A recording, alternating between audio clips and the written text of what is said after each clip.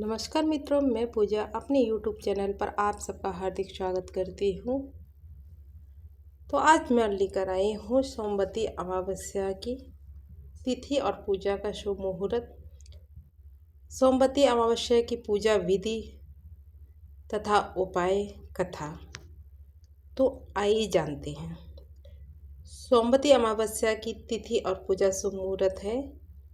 अमावस्या तिथि की शुरुआत 14 जून 2026 को दोपहर 12:19 पर होगी और इसका समापन 15 जून को सुबह 8:23 पर होगा। ऐसे में स्नान, दान और पूजा के लिए मुहूर्त 15 जून को सुबह 3:33 से लेकर सुबह 4:55 तक ही रहेगा। अब आइए जान लेते हैं सोमवती अमावस्या की पूजा विधि। आपको क्या करना है? सबसे पहले शुभ ब्रह्म मुहूर्त में किसी पवित्र नदी में स्नान कर लें और व्रत रखने और दान करने का संकल्प लें।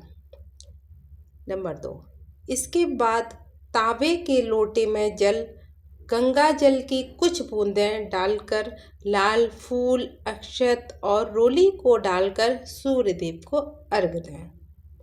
नंबर 3, सूर्य देव को अर्घ्य देने के बाद जल में काला तिल डालकर पितरों को तर्पण दें। नेक्स्ट, सोमवती अमावस्या तिथि पर अपने कुल देवता भगवान विष्णु तथा भगवान शिव की पूजा अवश्य ही करें। भगवान भोलेनाथ का रुद्राभिषेक भी कर सकते हैं। भगवान शिव को दूध, गंगाजल और शहद से अभिषेक करें। भगवान विष्णु जी की पूजा करते हुए मंत्रों का जाप करें। ओम नमो भगवते वासुदेवाय नमः, ओम नमो नारायणभ्याम नमः, ओम लक्ष्मी नारायणभ्याम नमः। कोई भी मंत्र का आप जाप कर सकते हैं। अमावस्या तिथि पर पीपल के पेड़ की पूजा करने का विधान होता है। इस दिन पीपल के पेड़ के नीचे घी का दीपक अवश्य ही जलाएं और उसमें दूध अर्पित करें। अमावस्या तिथि पर पूजा के बाद गरीबों को और ज़रूरतमंदों को अपनी सामर्थ्य के अनुसार दान अवश्य ही दें। ऐसा माना गया है कि पीपल के मूल भाग में भगवान विष्णु, तने में शिव जी तथा अग्रभाग में ब्रह्मा जी का निवास होता है। अतः इस दिन पीपल के पूजन से सौभाग्य में वृद्धि होती है। महाभारत काल से ही पितृ विसर्जन की अमावस्या, विशेषकर सोमवती अमावस्या पर तीर्थ स्थलों पर पिंड दान करने का भी महत्व है। सोमवती अमावस्या के दिन 108 बार तुलसी जी की परिक्रमा करनी चाहिए और पीपल की भी 108 बार परिक्रमा करके कुछ भी हाथ में लेके जो आपकी श्रद्धा हो वो वस्तु आप ले सकते हैं और वो दान कर सकते हैं। 108 वस्त्र लेके और 108 ही परिक्रमा लगा के आप दान कर सकते हैं। जिन लोगों का पत्रिका में चंद्रमा कमजोर है वह जातक गाय को, जो गाय होती है, उसे दही और चावल खिलाए तो उनसे मानसिक शांति प्राप्त होती है। ये जो अमावस्या है वो मित्रों 3 साल बाद इसका संयोग बन रहा है, इसलिए ये अमावस्या आपके लिए बहुत ही महत्वपूर्ण है। 15 जून की जो सोमवती अमावस्या केवल एक सामान्य अमावस्या नहीं मानी जाती है। मान्यता है कि इस दिन किए गए दान कुछ विशेष ही कार्य में परिवर्तन लाते हैं। आइए अब कथा जानते हैं। सोमवती अमावस्या व्रत की कथा के अनुसार एक गरीब ब्राह्मण परिवार था। उस परिवार में पति, पत्नी एवं एक पुत्री भी थी। उनकी पुत्री समय के गुजर जाने के साथ साथ धीरे धीरे बड़े होने लगी। उस पुत्री में बढ़ती उम्र के साथ सगुणों का विकास हो गया था और वह कन्या सुंदर, संस्कार एवं गुणवान थी, परंतु गरीब होने के कारण उसका विवाह नहीं हो पा रहा था। एक दिन उस ब्राह्मण के घर एक साधु महाराज पधारे। साधु उस कन्या के सेवा भाव से अत्यंत प्रसन्न हुए। कन्या को लंबी आयु का आशीर्वाद देते हुए साधु ने कहा कि इस कन्या के हाथ में विवाह योग्य रेखा नहीं है। तब ब्राह्मण दंपति ने साधु से इसका उपाय करने को बोला। कन्या ऐसा क्या करे कि उसके हाथ में विवाह योग्य रेखा बन जाए?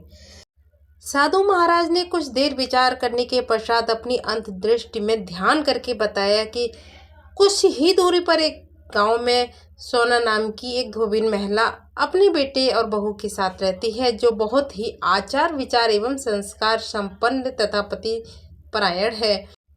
यदि यह सुकन्या उस धोबिन की सेवा करे और वह महिला इसकी शादी में अपने मां का सिंदूर लगा दे तथा उसके बाद इस कन्या का विवाह हो जाए, तो इस कन्या का वैदिक योग मिट जाएगा। साधु ने यह भी कहा बताया कि वह महिला कहीं बाहर नहीं जाती है। यह बात सुनकर ब्राह्मणी ने अपनी बेटी से धोबिन की सेवा करने का प्रस्ताव रखा। अगले दिन से ही कन्या प्रातः काल उठकर सोना धोबिन के घर जाकर साफ सफाई एवं अन्य कार्य करके अपने घर वापस आ गई। एक दिन सोना धोबिन ने अपनी बहू से पूछती है कि तुम सुबह ही उठकर सारा काम कर लेती हो और पता भी नहीं चलता। बहू ने कहा, माँ जी, मैंने तो सोचा कि आप ही सुबह उठकर सारे काम खुद खत्म कर लेती हो, मैं तो देर से उठती हूँ। यह सब जाकर दोनों सास बहुएं घर की निगरानी रखने लगी कि घर में कौन आता है जो सुबह सारा घर का काम करके चला जाता है।